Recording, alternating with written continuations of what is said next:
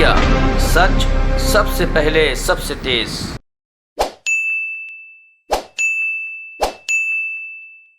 Friends from the media, my senior leaders on the dais, my colleagues and dear friends. It is indeed a matter of great opportunity for me to have an interaction with you. Today I had come to show my solidarity with the fight which the Telangana state BJP is fighting for the people and for the employees of Telangana state. आज मैं भारतीय Janata party की तरफ से जो तेलंगाना राज्य employees के लिए और लोगों के लिए जो जमीनी स्तर पर जो लड़ाई लड़ रहा है उसको समर्थन देने के लिए मैं आया था। लेकिन मुझे एयरपोर्ट पर ही joint commissioner police mister Kartikeya उन्होंने मुझे बताया कि यहाँ गवर्नमेंट ऑर्डर है कोरोना के नॉर्म्स को फॉलो करना, इसलिए आपको मैं ये बताने आया हूं कि कोरोना नॉर्म्स को फॉलो किया जाए। मैंने उस समय उनसे कहा कि मैं कोरोना के सभी नॉर्म्स को फॉलो करूंगा और फॉलो करते हुए गांधी जी की मूर्ति पर जाकर फूल अर्चना करूंगा और प्रजातंत्र को ताकत मिले इसकी प्रार्थना करूंगा और इसके साथ साथ अपने तरफ से हम सारे नॉर्म्स को फॉलो करेंगे। The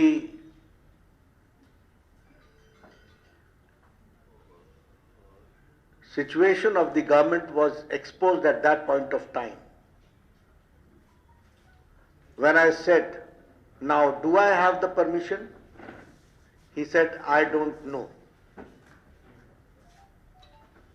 That means that the administration was only bent upon stopping me. But they did not have the answer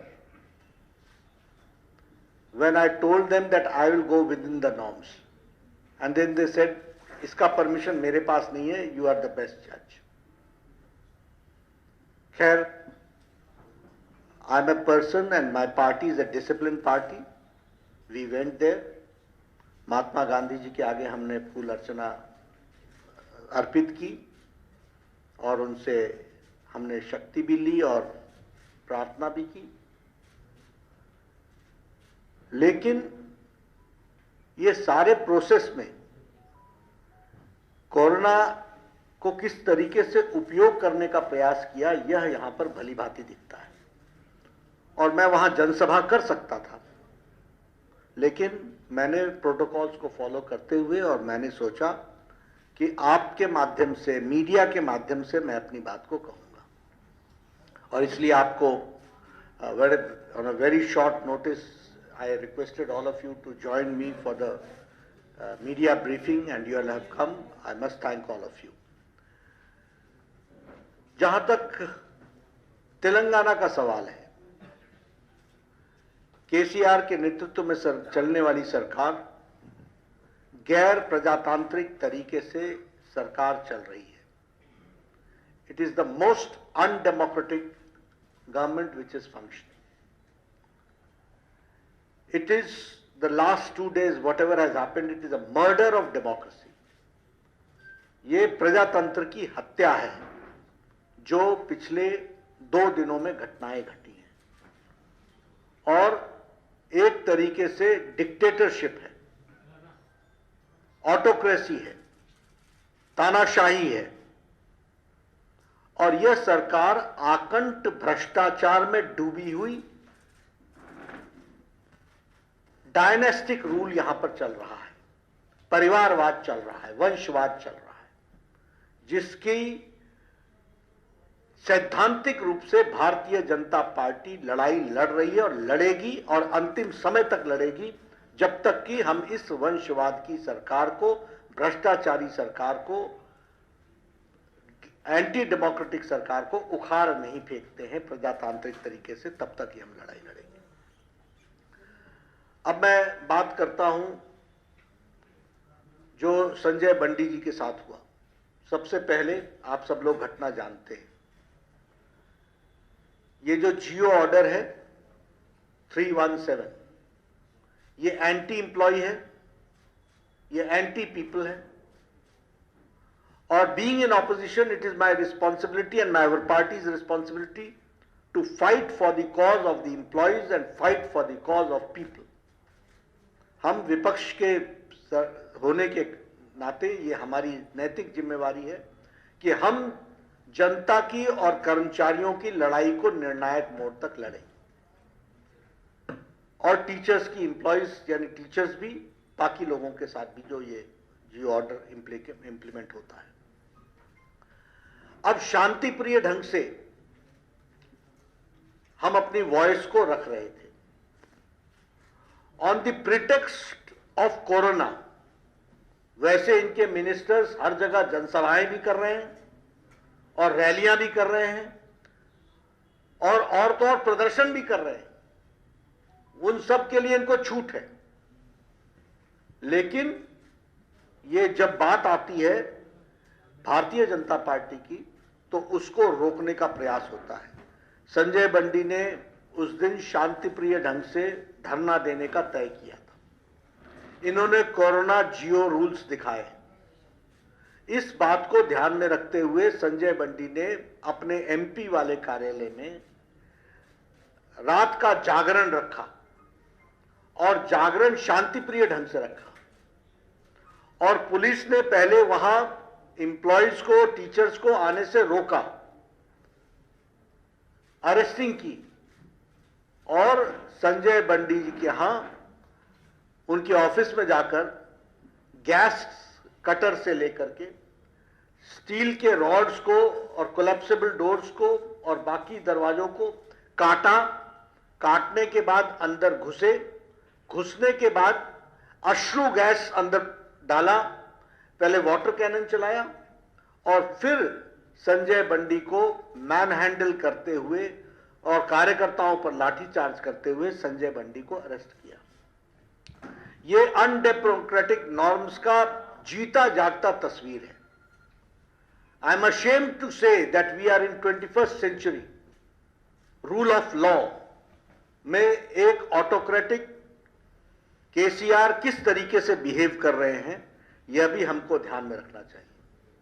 और मेरा ये चार्ज भी है कि केसीआर बौखला गए हैं।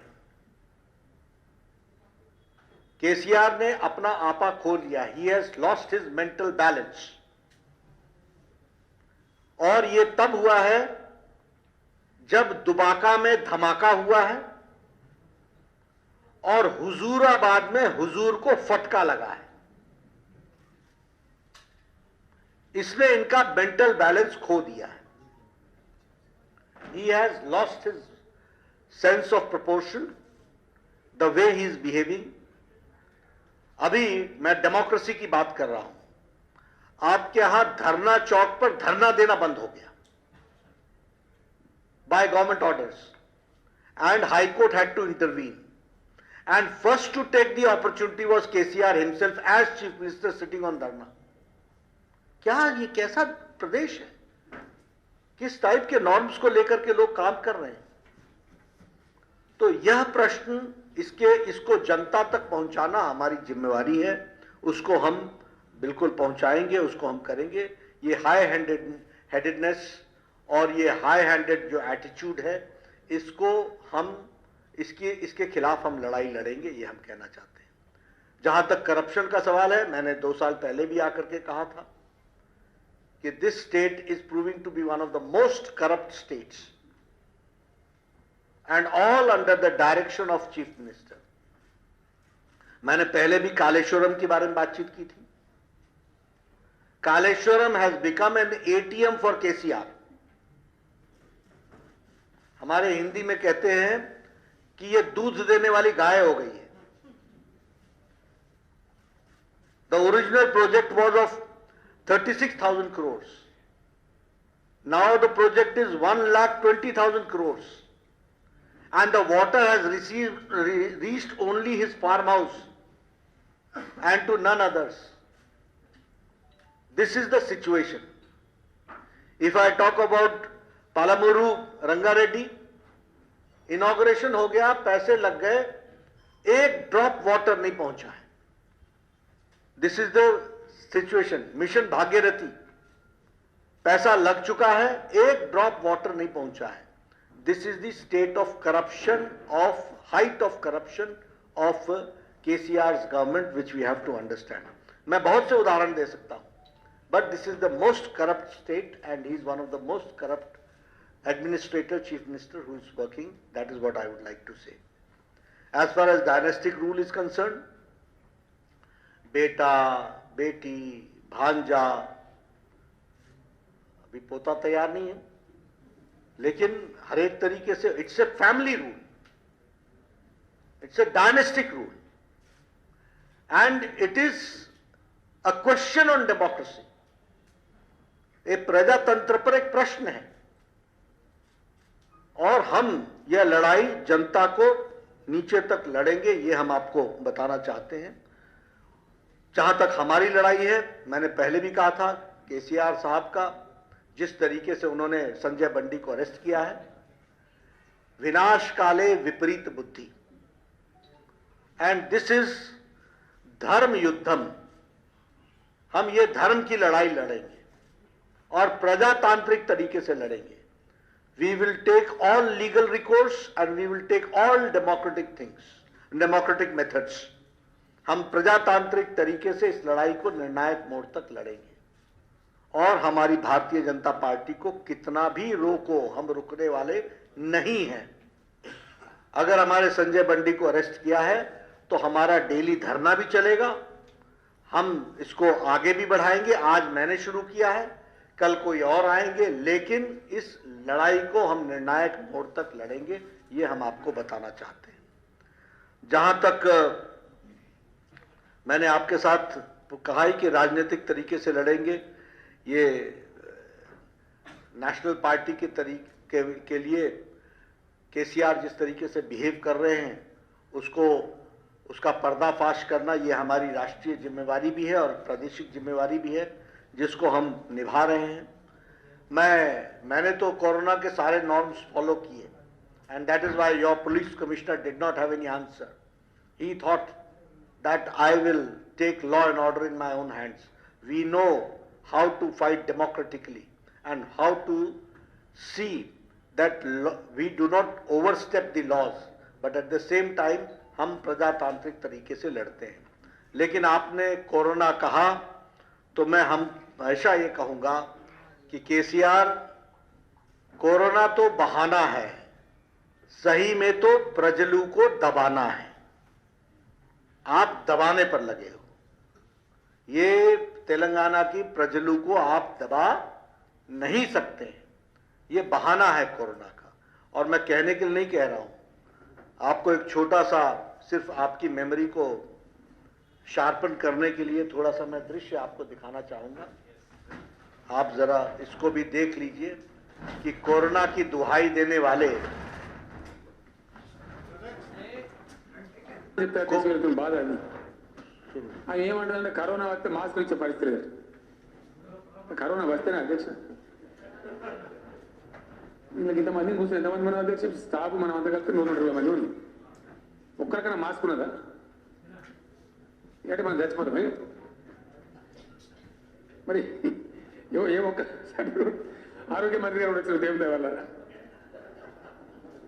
వారికి కూడా మాస్క్ లేదు. మరి డాక్టర్లు ఎందుకంటే అందరికన్నా ముందు ఆయనకే కట్టాలి ఉంటే అవసరం ఉంటే. ఇంతమంది లేనటువంటి మాస్క్ కట్టుకుంది, ఈ మాస్క్ ఎందుకు అవసరం? అసలు కరోనా మన రాష్ట్రంలో రాలేదు అధ్యక్ష. అది మన రాష్ట్రంలో పుట్టిన జబ్బు కాదు, ఎక్కడనో చైనా దేశంలో పుట్టుకాల పెట్టింది. అయితే ఈ ప్రయాణాలు చేస్తారు కాబట్టి, ఇప్పుడు విమానాలు ఎక్కువైనాయి కాబట్టి, ఓడలు ఎక్కువైనాయి కాబట్టి చేస్తారు కాబట్టి, ఆడికెళ్ళి ఏమైనా వచ్చేది ఉంది. ఆడికెళ్ళి కాదు, ఆడికెళ్ళి పోయి ఇంకొక ఆడికి పోయి ఆడికెళ్ళి ఏమైనా వస్తే దాంతోనే అన్నం ఇన్నం వస్తూ ఉంది దేశంలో. అంటే ఇంత పెద్ద 130 కోట్ల మంది భారతదేశంలో ఇప్పటివరకు వచ్చింది 30-35 మందికే. ఎంతమంది? 31 మందికి వచ్చింది ఇంత పెద్ద దేశంలో. అలా ఒక్కడో సన్యాసి దరిద్రుడు మన దగ్గరికి వచ్చి కలవచ్చు. ఆడు కూడా డైరెక్ట్ మన దగ్గర రాలే. ఆ చైనాకి వెళ్ళి దుబాయ్ పోయి కాలబెట్టినాడు, దుబాయ్ నుంచి బెంగళూరు పోయింది, బెంగళూరుకి వెళ్ళి మన హైదరాబాద్కి వచ్చింది. రాగానే మన ఈటల రాజేందర్ గారు దొరకబట్టిన గాంధీ దవాఖాన స్పెషల్ కాబట్టి అలా పడేసింది. ట్రీట్మెంట్ ఇస్తాను, రాత్రి కూడా పోయించిండు. ఆయన కూడా మంచిగా భక్తుడు చచ్చిపోయే పరిస్థితి లేదు. ఇప్పటి వరకు తెలంగాణ రాష్ట్రంలో సింగల్ మనిషికి కరోనా వ్యాధి రాలేదు. భగవంతుడు మాకు ఎంత శక్తి ఇచ్చిండో అవసరమైతే. तो मैं आपको दिखा रहा हूं, तो कोरोना तो बहाना है, प्रजलू को दबाना है, और हम ये लड़ाई निर्णायक मोड़ तक लड़ेंगे। मैं अपनी बात यहीं पर समाप्त करता हूं, बट ये लड़ाई प्रजातांत्रिक तरीके से अंतिम निर्णायक मोड़ तक, डिसाइसिव एंड तक लड़ी जाएगी। और we will expose KCR, we will expose his corrupt practices, we will expose, और आने वाले समय में दुबाके जैसे धमाके भी होंगे और हुजूराबाद जैसे हुजूर को फटका भी लगेगा। जीएचएमसी आपके सामने है, एक पर एक हमको आप लोगों का आशीर्वाद मिल रहा है।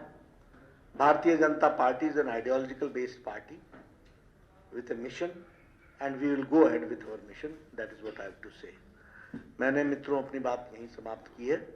मैं वहाँ जनसभा में नॉर्म्स को तोड़ना नहीं चाहता था, इसलिए मैंने वहाँ भाषण नहीं दिया, which I had promised to mister the joint secretary mister Kartikeya, लेकिन जॉइंट कमिश्नर।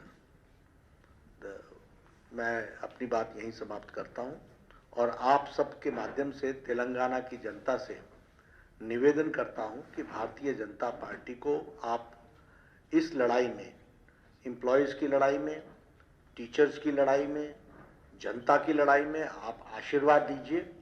और ये जो ऑटोक्रेटिक GOI 317 निकला है, इसको वापस लेने तक हम लड़ाई लड़ें। बहुत बहुत धन्यवाद। ये this will continue on day to day basis. Tomorrow somebody else is going to come. Day after tomorrow somebody else is going to come. हम ये धरना चालू रखेंगे और हम इस बात को लड़ाई लड़ते रहेंगे। संजय बंडी को अरेस्ट करना अनडेमोक्रेटिक है, किसी नॉर्म्स के तहत नहीं आता है। जिस तरीके से किया गया वह प्रजातंत्र के लिए एक बहुत बड़ी चोट है, और उसकी भी लड़ाई हम लीगली ह्यूमन राइट्स कमीशन से लेकर के सब जगह लड़ेंगे।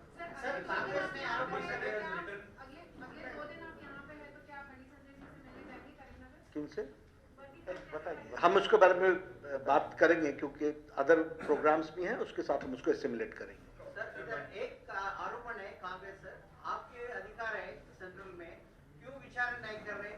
इसके भला ये दिखता है दोनों के बीच में दोस्ती है, गली में लड़ाई, सेंट्रल में दोस्ती बोलते आरोपण कर रहे हैं। ऐसा है, कांग्रेस का ये काम है न खुद काम करना, न किसी को करने देना, और दिशा को भ्रमित करना। हम दिशा जानते हैं, डायरेक्शन जानते हैं। केसीआर से लड़ेगी तो बीजेपी ही लड़ेगी और सफल होगी। किसके बारे में? हाँ हाँ करेंगे, बिल्कुल करेंगे।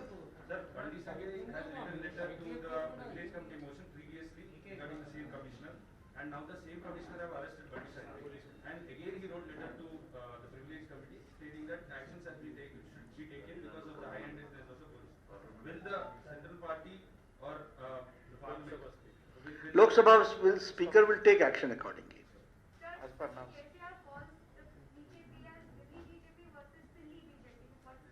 दिल्ली बीजेपी